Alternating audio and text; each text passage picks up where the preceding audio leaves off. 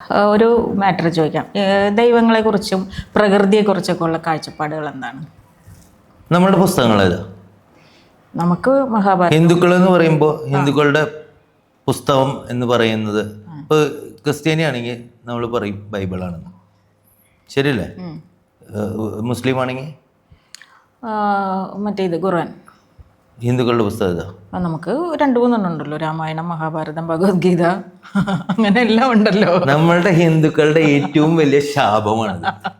എന്താ അറിയോ? നമുക്ക് നമ്മളുടെ പുരാണങ്ങളെയോ പുസ്തകങ്ങളെയോ കുറിച്ച് അറിയില്ല, പറഞ്ഞു തരാൻ ആളില്ല. അത് വലിയൊരു ശാപം തന്നെയാണ്. ഒരു പക്ഷേ ഈ എപ്പിസോഡിലൂടെ കുറച്ച് പേർക്കെങ്കിലും ഇത് കിട്ടും എന്നുള്ള വിശ്വാസത്തിലാണ് നമ്മളിത് പറയാൻ.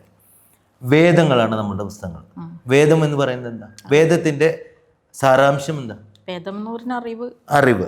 ഈ അറിവാണ് നമ്മളുടെ പുസ്തകം. വേദത്തിനെ 4 ഭാഗങ്ങളായിട്ട് വിഭജിച്ചിട്ടുണ്ട്. അതിൻ്റെ ഡീപ്പായിട്ട് ഞാൻ പോകുന്നില്ല. ഋഗ്വേദം, സാമവേദം, യജുർവേദം, അഥർവവേദം എന്നൊക്കെ പറഞ്ഞിട്ട് 4. അതുപോലെ തന്നെ നമുക്ക് അതിൻ്റെ കണക്റ്റഡ് ഗ്രന്ഥങ്ങളായിട്ടുള്ള പുസ്തകങ്ങൾ വേറെയുണ്ട്. പക്ഷേ ഈ വേദത്തിൽ ഞാൻ പറയും ശിവൻ, വിഷ്ണു, ത്രിമൂർത്തികൾ എന്നൊക്കെ പറയുന്ന ഈ സങ്കല്പങ്ങളെ വേദത്തിൽ പറഞ്ഞിട്ടില്ല. ഈ വേദത്തിൽ പറഞ്ഞേക്കുന്ന മൊത്തം സയൻസും, അതായത് നമ്മളുടെ ഇന്നിപ്പോൾ സയൻസൊക്കെ വന്നിട്ട് ഈ അടുത്ത കാലത്തല്ലേ വന്നിട്ടുള്ളൂ. പക്ഷെ ഈ സയൻസുകളെ കുറിച്ചിട്ടൊക്കെ പറഞ്ഞിട്ടുള്ള ഒരു ഗ്രന്ഥമാണ് ഈ പറയുന്ന വേദങ്ങൾ. അപ്പം ഈ വേദങ്ങളിൽ നമ്മൾ പറയാറുണ്ട് 33 കോടി ദൈവഗണങ്ങൾ നമുക്കുണ്ടെന്ന്. ഞാൻ നമ്മുടെ അമൃതത്തിലെ മറ്റൊരു എപ്പിസോഡിൽ ഞാൻ ഇതിനെക്കുറിച്ച് പറഞ്ഞിട്ടുള്ളതാണ്. 33 കോടി ദൈവങ്ങളല്ല, 33 കോടി ദൈവങ്ങളാണ്. ഈ കോടി നമ്മളുടെ സംസ്കൃതത്തിൽ ഒരുപാട് ആയിപ്പോയതാണ്. അതായത് കോട്ടി എന്നുള്ള വാക്കില്ലേ, കോട്ടി എന്നുള്ള വാക്ക്, പതി, കോട്ടി എന്നൊക്കെയുള്ള വാക്കിന് നമ്മളുടെ മനുഷ്യർ അതിനെ മലയാളീകരിച്ചപ്പോൾ അല്ലെങ്കിൽ മറ്റ് ഭാഷയിലേക്ക് പരിഭാഷ വരുത്തിയപ്പോൾ ഉണ്ടായ ശാപമാണ് ഈ പറയുന്നത്. അതായത് കോട്ടി എന്ന് പറയുന്നത് സംസ്കൃതത്തിൽ തരങ്ങൾ എന്നാണ് അതിൻ്റെ അർത്ഥം. തരങ്ങൾ, 33 തരം ദൈവങ്ങളാണ് എന്നാണ്. ഈ 33 തരം ദൈവങ്ങൾ ഏതൊക്കെയാ? ഒരുപാടുണ്ട്. 33 കോടി അല്ല, ഞാൻ വീണ്ടും പറയുന്നു, 33 തരങ്ങളേ ഉള്ളൂ. അത് നമ്മളുടെ പ്രകൃതി സങ്കല്പങ്ങളും നമ്മുടെ വികാര സങ്കല്പങ്ങളുമാണ്. അത് ഞാൻ ഡീറ്റെയിൽ ആയിട്ട് മറ്റൊരു എപ്പിസോഡിൽ പറഞ്ഞിട്ടുണ്ട്. നിങ്ങൾക്ക് അത് വേണമെങ്കിൽ പോയി കാണാം. നമ്മുടെ ചാനൽ സബ്സ്ക്രൈബ് ചെയ്യുന്നതോടൊപ്പം താഴത്തേക്ക് ഒന്ന് സ്ക്രോൾ ചെയ്താൽ നിങ്ങൾക്ക് കിട്ടാവുന്ന കാര്യങ്ങളേ ഉള്ളത്. അപ്പോൾ 33 കോടി എന്ന് പറയുമ്പോൾ 33 ടൈപ്പ് ദൈവങ്ങൾ എന്ന് പറയുന്നത് ആസ്ഥാന ദൈവങ്ങൾ. ഈ ആസ്ഥാന ദൈവങ്ങളെ വെച്ചിട്ടാണ് നമ്മളുടെ ഈ പ്രകൃതിയിലെ ഓരോ ചരാചരങ്ങളിലെയും പഠിച്ച് മൃഗങ്ങൾ പോലും നമ്മൾ ദൈവങ്ങളായിട്ട് കാണുന്ന സങ്കല്പം. പ്രകൃതി, ഭൂമി, ഈ ഇരിക്കുന്ന ഗ്ലാസ് പോലും നമുക്ക് ദൈവസങ്കല്പമായിട്ട് നമ്മൾ ഹിന്ദുക്കൾ കാണാൻ തുടങ്ങിയത്. ദൈവം എല്ലായിടത്തും ഉണ്ട് എന്ന് നമ്മൾ പറയുന്നതുകൊണ്ടാണ്. കാരണം ഈ ഗ്ലാസ് ഇന്ന് ഇവിടെ ഇരുന്നിട്ടില്ലെങ്കിൽ ഒരുപക്ഷെ എനിക്ക് ചായ കുടിക്കാൻ പറ്റില്ല. അപ്പൊ ഈ ചായ കുടിക്കണമെങ്കിൽ എനിക്ക് ഈ ഗ്ലാസ് വേണം, ഈ ഗ്ലാസ്സിൽ ഉപയോഗിച്ച ധാതുക്കൾ വേണം, ഈ ഗ്ലാസ് ആവണം. അപ്പോൾ അതൊരു സങ്കല്പമാണ്, ദൈവമാണ്. അതുകൊണ്ടാണ് എനിക്ക് ഈ ചായ കുടിക്കാൻ പറ്റുന്നത്. മനസ്സിലായോ? അപ്പോൾ ദൈവസങ്കല്പങ്ങൾ എന്ന് പറയുന്നത്, പിന്നെ വന്നിട്ടുള്ള ദൈവസങ്കല്പങ്ങൾ എന്ന് പറഞ്ഞാൽ, ഇനി ഞാൻ സിമ്പിളായിട്ട് ചോദിക്കാം, ചേച്ചി ദൈവങ്ങളെ കണ്ടിട്ടുണ്ടോ? ഉണ്ട്. ആരൊക്കെയാ? ഏറ്റവും ആദ്യം കണ്ട ദൈവം എൻ്റെ അമ്മ തന്നെയാണ്. അമ്മയാണ്. പിന്നെ അച്ഛൻ. പിന്നെ കണ്ടേക്കുന്നത് നമ്മളുടെ വീഴ്ചകളിൽ നമ്മളെ ഒരു താങ്ങായി, ഒരുപാട് കുഴികളിൽ ചടിയേക്കുന്ന ഒരാള്, ആ വീഴ്ചകളിൽ നമ്മളെ താങ്ങായും ഒരു കൈത്താങ്ങ്. അത് എങ്ങനെയാകാം, പണം കൊണ്ടാവാം, സ്നേഹം കൊണ്ടാവാം, വാക്കുകൊണ്ടാകാം. അവരെ ഞാൻ ദൈവങ്ങളായിട്ട് കണ്ടിട്ടുണ്ട്. അപ്പൊ ഇരിക്കുന്ന വീടിനെ ദൈവമായിട്ട് ഉണ്ട്. പിന്നെ എനിക്ക് ഏറ്റവും കൂടുതൽ ഒരു 5 വർഷം ആയുള്ളൂ ഞാൻ ആ വീടിനെ ഞാൻ പ്രൊട്ടക്ട് ചെയ്യാൻ തുടങ്ങിയിട്ടും ആ വീട് എന്നെ പ്രൊട്ടക്ട് ചെയ്യാൻ തുടങ്ങിയിട്ടും വീടിനെ ദൈവമായിട്ട് കാണുന്നുണ്ട്. ദൈവം എന്നല്ല, അതിൻ്റെ ഉള്ളിൽ ഞാൻ വിശ്വസിക്കുന്ന, ഞാൻ പ്രണയിക്കുന്ന ഒരാൾ ആ വീടിൻ്റെ അകത്തുണ്ട്. എന്നാൽ ഞാൻ പറയുന്നു, നിങ്ങൾ കാണുന്ന ഓരോ വസ്തുവും ദൈവമാണ്. എല്ലാത്തിലും ഓരോ വസ്തുവും ദൈവമാവുമ്പോൾ നിങ്ങൾക്ക് ഓരോ ദൈവങ്ങളെയും സാങ്കല്പികമായിട്ട് നിങ്ങൾക്ക് നിരൂപണം ചെയ്യാനുള്ള കഴിവും നിങ്ങൾക്ക് തന്നിട്ടുണ്ട്. തന്നിട്ടുണ്ട്. ഉണ്ട്. അപ്പോൾ ഇപ്പോൾ നിങ്ങൾ പറഞ്ഞു അമ്മയും അച്ഛനും ദൈവമാണെന്ന്. ഈ അമ്മയാണ് അച്ഛനാണ് എല്ലാം ദൈവങ്ങളാണ്, ശരിയല്ലേ? അപ്പോൾ ഈ അമ്മയും അച്ഛനും ദൈവമാവുമ്പോൾ സ്വാഭാവികമായിട്ടും എന്താണ്, അമ്മേനെയും അച്ഛനെയും ഞാൻ ദൈവമായിട്ട് കാണുന്നുണ്ടെങ്കിൽ അമ്മയുടെയും അച്ഛൻ്റെയും ഒരു മനുഷ്യൻ മരിച്ചാൽ നിങ്ങൾ എന്താണ് ചെയ്യാറ്? എൻ്റെ അമ്മ മരിച്ച് നമ്മൾ ചിത കത്തിക്കുമല്ലോ, കർമ്മങ്ങളെല്ലാം ചെയ്ത് ചിത കത്തിക്കും. ചിത കത്തിച്ച് കഴിഞ്ഞാൽ 16 ദിവസം നമ്മൾ, പക്ഷെ എൻ്റെ കാര്യത്തിൽ ഞാൻ പറഞ്ഞു, വ്യക്തിപരമായി പറയുകയാണെങ്കിൽ എൻ്റെ അമ്മ മരിച്ചിട്ട് ഞാൻ കർമ്മങ്ങൾ ചെയ്തത് നമ്മുടെ ചേലാമറ്റത്ത് പോയിട്ടാണ്. അതെ, അത് പേഴ്സണൽ ലൈഫ്. ഞാൻ ചോദിക്കുന്നത്, ഒരു വ്യക്തി, ഒരു ജനറൽ ആയിട്ടുള്ള വ്യക്തി, ഒരു ആള് മരിച്ചു കഴിഞ്ഞാൽ അവര് ചിത കത്തിച്ച് 16 ദിവസം കഴിഞ്ഞാൽ പിന്നെ അത് മറക്കുവോ? ഇല്ല, മറക്കില്ല. ഇല്ല, മറക്കില്ല. പിന്നെ എന്താണ് നമ്മൾ ചെയ്യാറ്? നമ്മളുടെ വീട്ടിൽ ഇതേപോലെ ഒരു ഫോട്ടോ വയ്ക്കും, ശരിയല്ലേ? അതിന് ഒരു ചന്ദനത്തിരി കാണിക്കും, ശരിയാണോ? ശരിയാണ്. എന്തുകൊണ്ടാണ് നമ്മൾ അവർക്ക് ഇത്ര റെസ്പെക്റ്റ് കൊടുക്കുന്നത്? അവര് നമ്മളുടെ ജീവിതത്തിൽ എന്തോ ആയിരുന്നു പറഞ്ഞാൽ നമ്മൾ ദൈവതുല്യരായിട്ട് കാണുന്നവരായിരുന്നു, ശരിയല്ലേ? അപ്പോൾ ആ വ്യക്തിനെ നമ്മൾ പൂജിക്കുന്ന പോലെ ഇനി ആ നാടിന് വളരെ വേണ്ടപ്പെട്ടൊരു വ്യക്തിയായിരുന്നു എന്ന് വിചാരിക്കാം. ഇതിപ്പം നമ്മളുടെ വീട്ടിലുള്ള കാര്യം. ആ നാടിന് വേണ്ടപ്പെട്ടൊരു വ്യക്തിയായിരുന്നു ഇങ്ങനൊരു വ്യക്തി എന്നുവെച്ചെങ്കിൽ നമ്മൾ എന്ത് ചെയ്യും? ആ വ്യക്തിനെ ആ നാട്ടുകാർ മൊത്തം ചേർന്ന് ഒരു പക്ഷെ ഒരു ബിംബോ അങ്ങനെ എന്തെങ്കിലും ഉണ്ടാക്കി അവിടെ സ്ഥിരം വിളക്ക് കത്തിക്കാൻ തുടങ്ങും. വിളക്ക് കത്തിക്കലോ അല്ലെങ്കിൽ ഹാരം അർപ്പിക്കലോ, ഓരോരോ നാടിൻ്റെ ഓരോരോ രീതി അനുസരിച്ചിട്ട്. ഇതിലും കൂടുതൽ ഇപ്പൊ ശ്രീനാരായണ ഗുരു, മന്നത്ത് പത്മനാഭൻ തുടങ്ങി നമ്മുടെ രാജാക്കന്മാര്, മഹാരാജാക്കന്മാര് ഒക്കെ ആണെങ്കിൽ അവരുടെ ഇപ്പം എന്താ ചെയ്തുകൊണ്ടിരിക്കുന്നത്? അവരുടെ ഓരോരോ അമ്പലങ്ങൾ പോലെ ഉള്ള ഒരു ഇതുണ്ടാക്കി അവരിനെ അവിടെ പൂജിക്കുന്നു എന്ന് വെച്ചിട്ട് ഇവരെല്ലാവരും വലിയ അത്ഭുതങ്ങൾ സൃഷ്ടിച്ചവരായെന്ന് നമ്മൾ പറയുന്നില്ല. എല്ലാവരും അറിവ് പകർന്നു തന്നവരാണ്, ശരിയാണോ? ഈ അറിവ് പകർന്നു തരുന്ന ഓരോ വ്യക്തിയെയും നമ്മൾ ഓരോ പ്രതിബിംബമായിട്ട് സങ്കല്പിച്ച് ഓരോ സ്ഥലത്ത് കുടിയിരുത്തി അവരുടെ മനസ്സിനെ ആവാഹിച്ച് അവരുടെ മനസ്സിൻ്റെ സങ്കല്പത്തെ നമ്മൾ കണ്ടുകൊണ്ട് അവരെ പൂജിക്കുന്നു. അപ്പം നമ്മൾ എന്തിനെയാണ് പൂജിക്കുന്നത്? നമ്മുടെ അറിവിനെയാണ് പൂജിക്കുന്നത്. നമ്മുടെ അറിവിനെയാണ് ഓരോ ദൈവസങ്കല്പത്തിലും നമ്മൾ പൂജിക്കുന്നത്. ഒരു ബ്ലോക്ക് ചെയ്തൊരു സംശയം ചോദിച്ചോട്ടെ. നമ്മൾ ഈ അറിവ് എന്ന് പറയുന്ന സാധനം നമുക്ക് എവിടെ നിന്നാണ് കിട്ടുന്നത്? പ്രകൃതിയിൽ നിന്ന് മാത്രമാണോ? അതെ, നമ്മളുടെ ചുറ്റുമുള്ള ഓരോ സാധനത്തിൽ നിന്നും നമുക്ക് ഓരോ അറിവ് ലഭിക്കുന്നുണ്ട്.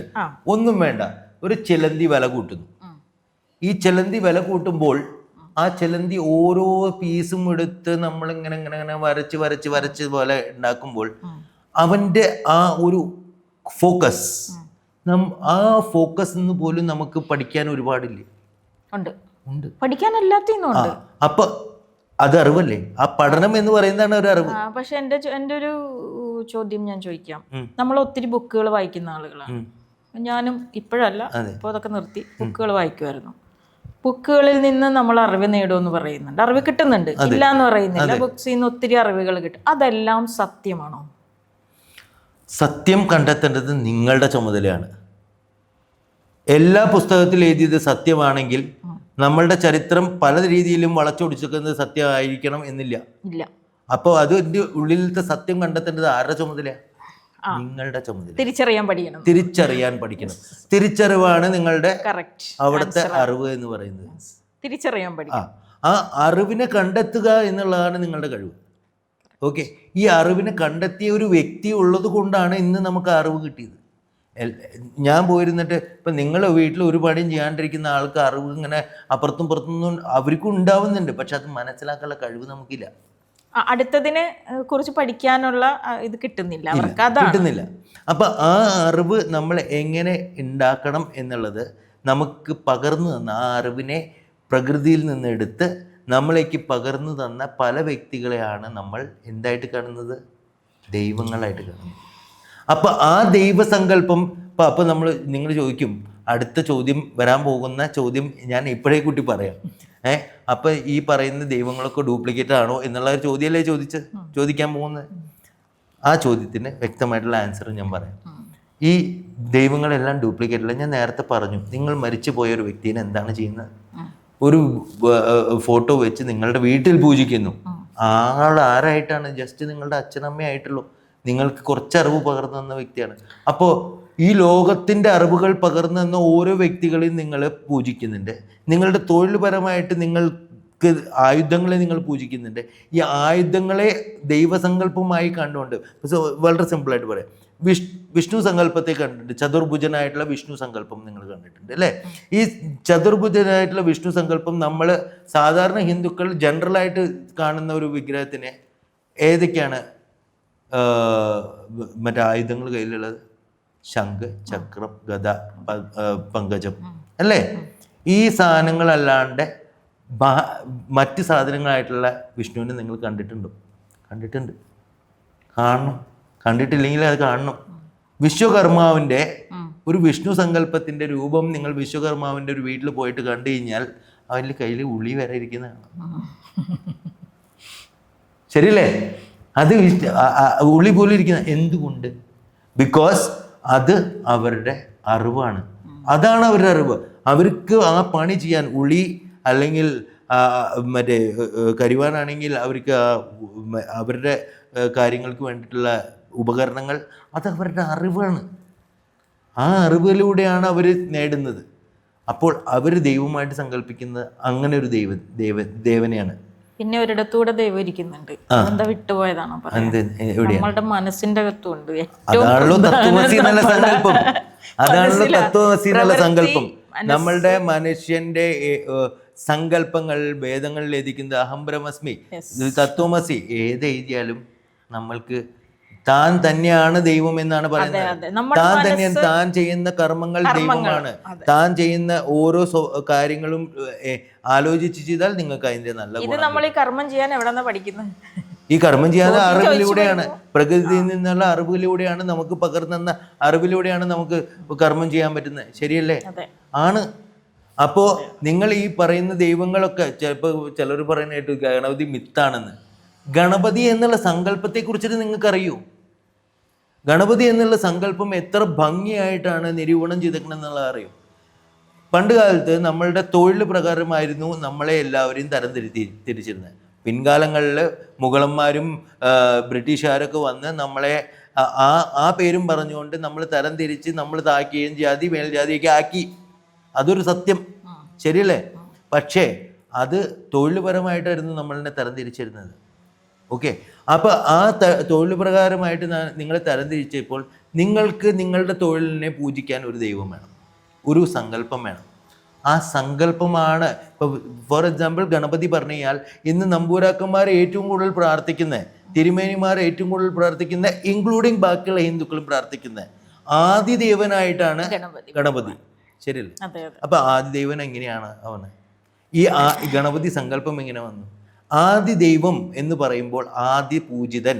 ഒരുപക്ഷെ ഗണപതി ഈ പറയുന്ന ആൾക്കാർക്ക് ആർക്കും അന്ന് വരയ്ക്കാനോ അല്ലെങ്കിൽ ചിത്രീകരണത്തിനോ ഒരു മാർഗം ഉണ്ടായില്ല അല്ലേ? ഗണപതി എന്ന് വ്യക്തി ജീവിച്ചിട്ടുണ്ടായിരുന്നുണ്ടാവും നമ്മളുടെ ഓർമ്മകളിൽ എപ്പോഴും ഗണപതി. അതാണ് പറഞ്ഞേ. ആ കാലഘട്ടത്തിൽ നമുക്ക്, നിങ്ങൾ സയൻസ് പഠിക്കുകയാണെങ്കിൽ നിയോണ്ടർത്തൽ പാലിയോലിത്തിക് എന്നൊക്കെ പറഞ്ഞിട്ട് കുറേ ആൾക്കാരെ പഠിക്കുന്നുണ്ട്. ഓക്കെ. അപ്പോൾ ആ കാലഘട്ടത്തിൽ നമ്മൾ ആയുധങ്ങൾ ഉപയോഗിക്കാൻ പോലും പഠിച്ചിട്ടില്ല. പക്ഷെ അന്നും ഉണ്ടായിട്ടുണ്ടാവാം ഒരു വ്യക്തി. ആ വ്യക്തിയുടെ രൂപം എന്താണെന്ന് നമുക്കറിയില്ല. പക്ഷെ കർമ്മ പ്രകാരമായിട്ട് ഞാനൊരു സങ്കല്പം നോക്കുകയാണെങ്കിൽ, ഞാൻ ഒരു നമ്പൂതിരിയാണെങ്കിൽ ഈ നമ്പൂതിരിക്ക് ചെയ്യേണ്ട കുറേ കർമ്മങ്ങൾ പണ്ട് കാലത്ത് രാജകുടുംബങ്ങളിൽ പറഞ്ഞു വെച്ചിട്ടുണ്ട്. എന്തൊക്കെയാണ്? അറിവ് സമ്പാദിക്കുക. അതായത് ഇപ്പം നേരത്തെ വേദങ്ങൾ രചിച്ച പോലെ പല സാധനങ്ങളും രചിക്കാൻ വേണ്ടിയിട്ടുള്ള അറിവ് സമ്പാദിക്കാനുള്ള തൊഴിൽ കൊടുത്തത് വലിയ ജാതിയായിട്ടൊന്നുമല്ല. ആ അറിവ് സമ്പാദിക്കാനുള്ള ജോലി കൊടുത്തത് ആർക്കാണ്? ഒരു തിരുമേനിക്കാണ്. ഈ അറിവ് സമ്പാദിക്കുന്ന ആളും ആ അറിവിനെ പൂജിക്കേണ്ട ആളും ഒരാളാണ്. ഓക്കെ. ആ പൂജിക്കുന്ന മറ്റുള്ളവർക്ക് വേണ്ടിയിട്ടാണ് പൂജിക്കുന്നത്. അതായത് ഹീസ് എ സർവൻറ്റ്. പുള്ളി ഒരു സർവൻ്റാണ്. ആർക്ക് വേണ്ടിയിട്ട്? മറ്റെല്ലാ ജാതികൾക്കും വേണ്ടിയിട്ട്. പിന്നെ മുഗളന്മാരും ഇവരൊക്കെ വന്നതിന് ശേഷമാണ് ഇവർ ഇതിനെ തല്ലിപിടുത്തും അത് ഞാൻ അതിലേക്ക് കിടക്കുന്നില്ല ഇപ്പോൾ. പക്ഷേ ഒരു സെർവൻ്റായിട്ടാണ് കാണിച്ചിരിക്കുന്നത്. അപ്പോൾ ഇവരുടെ ആവശ്യം എന്താണ്? ഇവരുടെ മെയിൻ തൊഴിലെന്താണ്? അറിവ് സമ്പാദിക്കുക. അതായത് ഗജ തല ഉണ്ടാവുക. ഗജത്തല എന്ന് പറഞ്ഞാൽ ആനത്തലയോളം ബുദ്ധി വേണം. അപ്പം ആനത്തലയെ തന്നെയാണ് അത് പ്രതീകമായിട്ട് അവിടെ കൊണ്ടുവന്ന് വെച്ചത്. വേറൊരു പണി ചെയ്യേണ്ട, തിന്നുക, കുടിക്കുക, കിടന്നുറങ്ങുക, അറിവ് സമ്പാദിക്കുക. ഈ 4 കാര്യങ്ങൾ ചെയ്താൽ മതിന്നേ. ഈ 4 കാര്യങ്ങൾ ചെയ്യാൻ വേണ്ടിയിട്ടാണ്. അതുകൊണ്ടാണ് ഒരു മിനിറ്റ് ഇതൊന്ന് കംപ്ലീറ്റ് ചെയ്തിട്ട്. അപ്പം ഗണപതിയുടെ തല കുംഭവയറ്. കാരണം ഒരു പണി ചെയ്യാത്ത മനുഷ്യൻ ഇരുന്ന് തിന്നാൽ ഗണപതിയുടെ തലയോളം ബുദ്ധി മാത്രം വളർത്താൻ വേണ്ടിയിട്ട് ഇരുന്ന് തിന്നാൽ അവന് കൈയും കാലൊക്കെ സൂക്ഷിക്കും, വയറ് മാത്രമല്ല ഉള്ളൂ. അതൊരു സത്യാവസ്ഥയാണ്. കാലുകൾ കണ്ടിട്ടുണ്ടോ ഗണപതിയുടെ? വളരെ ചെറിയ കാലുകളാണ്. ഈ കാലും വെച്ചിട്ട് ആ പുള്ളി എങ്ങനെ നടക്കാനാണ്? പക്ഷേ അത് സങ്കല്പമാണ്, ആ തൊഴിൽ സങ്കല്പമാണ്. പിന്നെ ഇദ്ദേഹത്തിൻ്റെ വാഹനത്തെക്കുറിച്ച് ചിന്തി. ഇതേ നമ്മളുടെ നമ്മൾ മനസ്സിലാക്കിയെടുത്ത കാര്യങ്ങളാണ് കേട്ടോ. ഗണപതിയുടെ വാഹനം എന്താ? എലിയല്ലേ? എലിയാണ് അല്ലേ? അപ്പൊ എലിയുടെ സ്വഭാവം എന്താ? കറണ്ട് തിന്നുന്ന സ്വഭാവം. കറണ്ട് തിന്നുന്ന എത്ര വലിയ സാധനം അവൻ കറണ്ട് ഉള്ളിലേക്ക് പോവും അല്ലേ? ഇത് തന്നെയാണ് അവരുടെ ബുദ്ധിയുടെ കാരണം. അങ്ങനെ കറണ്ട് പോയി ഉള്ളിലത്തെ ഉള്ള സത്യാവസ്ഥകൾ അറിവായിട്ട് ജനങ്ങളിലേക്ക് പകർന്നു കൊടുക്കുന്ന ഒരു രൂപസങ്കല്പമാണ് ഗണം. ഇതുപോലെ തന്നെ പല ദൈവങ്ങളെയും സങ്കല്പികമായിട്ടും നമ്മൾ വരച്ചുണ്ടാക്കി. ശിവൻ അങ്ങനെ ആയിക്കൊള്ളണമെന്നില്ല. ശിവൻ എന്ന വ്യക്തി ഉണ്ടായിട്ടുണ്ടാവും, പല കാര്യങ്ങൾ ചെയ്തിട്ടുണ്ടാവാം. ആ അറിവ് പകർന്നു തന്ന വ്യക്തിയുടെ സങ്കല്പമായിട്ടാണ് നമ്മൾ ഇന്ന് വരച്ചു വെച്ച പല രൂപങ്ങൾ. ആ രൂപത്തിലേക്ക് വന്നു. ആ രൂപത്തിലേക്ക് ഗണപതി ആയാലും ശിവൻ. ഇപ്പൊ ഞാൻ പറഞ്ഞല്ലോ, തൊഴിൽ പ്രകാരമായിട്ട് വലിയ ഇപ്പൊ അറിവുണ്ടാവണം വെച്ചെങ്കിൽ അറിവ് എന്ന് പറയുന്നത് എന്താ? ഈ തലയിൽ മാക്സിമം അറിവുകൾ നമ്മൾ സമ്പാദിക്കണം അല്ലേ? അപ്പൊ ചെറിയ തലയൊന്നും പോരാ. നമ്മൾ സാധാരണ സംസാരത്തിൽ തന്നെ പറയും, അവനുണ്ടല്ലോ ആനത്തലയോളം ബുദ്ധിയാ എന്ന് നമ്മൾ പറയും അല്ലേ? താനി രാവണനാ എന്ന് പറയും, 10 തലയാ എന്ന് പറയും. ഈ രാവണനും 10 തലയും ഇന്ന് നമ്മളുടെ പുരാണങ്ങളിൽ പറയുന്നുണ്ട്, രാവണോളം അറിവുള്ളവനായിരുന്നു രാവണനും. ഒരുപക്ഷെ രാമനേക്കാളും അറിവുള്ളവനായിരുന്നു രാവണൻ ആണല്ലോ. പക്ഷേ രാവണൻ എന്തുകൊണ്ട് തോറ്റു? തൻ്റെ അഹങ്കാരത്തിൻ്റെ മുമ്പിലാണ് തോറ്റുപോയത്. രാവണൻ തോറ്റത് അഹങ്കാരം കാരണം കൊണ്ടാണ്. ആ അഹങ്കാരം ഇല്ലായിരുന്നെങ്കിൽ ഒരുപക്ഷെ രാവണൻ തോൽക്കില്ലായിരുന്നു. ശരിയല്ലേ? അപ്പോൾ ആ തല ആനത്തലയോളം ബുദ്ധി എന്ന് പറയുമ്പോൾ ആനയുടെ തല അങ്ങോട്ട് വെച്ചു കൊടുത്തു. പിന്നെ അപ്പോൾ നിങ്ങൾ ചോദിക്കും, അപ്പോൾ പാർവതി കുളിക്കാൻ ചെന്നപ്പോൾ ഗണപതി കാവൽക്കാരനായിട്ട് നിന്നു, തല വെട്ടി, ശിവൻ വെട്ടി എന്നൊക്കെ പറയുന്ന ഒരു കഥയുണ്ടല്ലോ പുരാണങ്ങളിൽ. അതെന്താണ്? അതാണ് വാല്യൂ ഷെയറിങ് സ്റ്റോറീസ്. നമ്മൾ പഞ്ചതന്ത്രയിൽ പല കഥകളും കേട്ടിട്ടുണ്ട്. തെനാലി രാമൻ അത് ചെയ്തു, തെനാലി രാമൻ ഇത് ചെയ്തു. ഇതൊക്കെ തെനാലി രാമൻ ചെയ്തിട്ടുള്ളതാണ്. കടുവയുടെ കൂട്ടിൽ തെനാലി രാമനെ കൊണ്ടുവന്നിട്ട് ഇട്ടിട്ട് തെനാലി രാമൻ എല്ലാം ചെയ്തതായിരിക്കില്ല. അങ്ങനെ ഒരു അവസരം ഉണ്ടായിട്ടുണ്ടാവും. അത് ഏത് കഥാകൃത്തും കുറച്ച് എക്സാജറേറ്റ് ചെയ്തിട്ട് എഴുതുള്ളൂ. അതുകൊണ്ടാണ് ഞാൻ ആ ചോദ്യം ചോദിക്കാൻ കാരണം. എക്സാജറേറ്റ് ചെയ്തിട്ട് എഴുതുള്ളൂ. അത് സിമ്പിളായിട്ട് പറയാം. ഇപ്പോൾ ചേച്ചി എൻ്റെ അടുത്തേക്ക് വന്നിട്ട് പറഞ്ഞു, ചേച്ചി ഇങ്ങനെ ബുദ്ധിമുട്ടുകളൊക്കെ സഹിച്ചു എന്ന്. ഞാൻ പറഞ്ഞു, ആ ചേച്ചി ഉണ്ടല്ലോ ഒരുപാട് ബുദ്ധിമുട്ടും, ദൈവത്തെ പോലെ കാണണമെന്ന് ഞാൻ പറയില്ലേ? അതെന്തുകൊണ്ടാണ്? അതെനിക്കുണ്ടാകുന്ന ഫീലിംഗ് ഞാൻ പറയുമ്പോൾ ഓപ്പോസിറ്റ് ആൾക്ക് ആ വികാരം ഉൾക്കൊള്ളാൻ വേണ്ടിയിട്ട് ഞാൻ അതിനെ കുറച്ചും കൂടി എക്സാജറേറ്റ് ചെയ്ത് പറയും. ഇത് തന്നെയാണ് എല്ലാ ദൈവസങ്കല്പങ്ങളും. ഒരു ചെറിയ ടോപ്പിക്കായിരുന്നു, നിങ്ങൾക്ക് ചെറുതായിട്ട് മനസ്സിലായി കാണുമെന്ന് വിചാരിക്കുന്നു. പക്ഷേ ഇതിൻ്റെ കൂടുതൽ ടോപ്പിക്കുകളിലേക്ക് നമ്മൾ കടക്കും. അപ്പോൾ അതുവരെ ചാനൽ സബ്സ്ക്രൈബ് ചെയ്യുക. ഇതുപോലുള്ള വീഡിയോസ് നിങ്ങൾക്ക് സ്ഥിരമായിട്ട് കാണാൻ വേണ്ടിയിട്ട്, അറിവുകൾ നേടാൻ വേണ്ടിയിട്ടും 33 കോടി ദൈവങ്ങളെയും സാക്ഷ്യപ്പെടുത്തി സബ്സ്ക്രൈബ് ചെയ്യുക. നന്ദി, നമസ്കാരം.